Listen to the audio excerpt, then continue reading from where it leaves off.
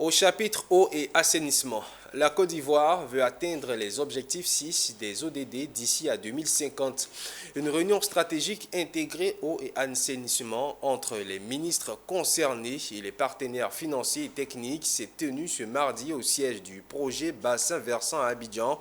L'objectif est d'offrir de l'eau potable aux populations à moindre coût grâce à la politique de la circularité et à la sécurité de l'eau. Un programme qui s'élève à plus de 825 millions de dollars. Le point de la rencontre avec Pierre Tebeu et Richard Akeke. Pour atteindre les objectifs de développement durable numéro 6 sur l'eau et assainissement, la Côte d'Ivoire a besoin de financement. C'est l'objet de cette table ronde entre le ministre de l'Hydraulique, de l'Assainissement et de la Salubrité, le ministre des Eaux et Forêts et les partenaires financiers et techniques.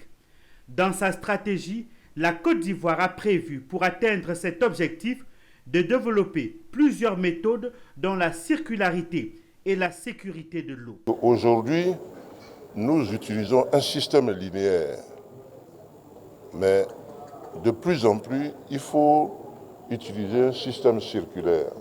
C'est-à-dire qu'on utilise de l'eau et quand on a utilisé, on le rejette, mais cette fois-ci, on ne le rejette plus. On le transforme et on le réutilise.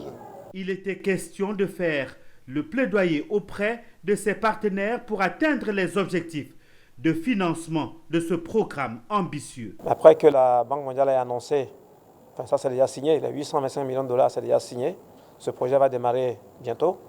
La BAD nous a assuré qu'elle va compléter ce montant à 1,2 milliard. Donc elle va apporter 375 millions de dollars supplémentaires.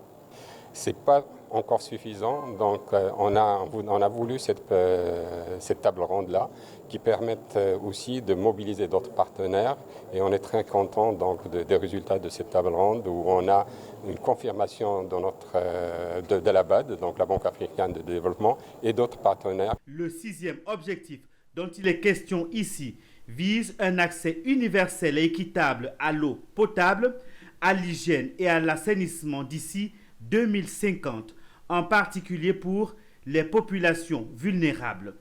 Il appelle également à une gestion durable de cette ressource.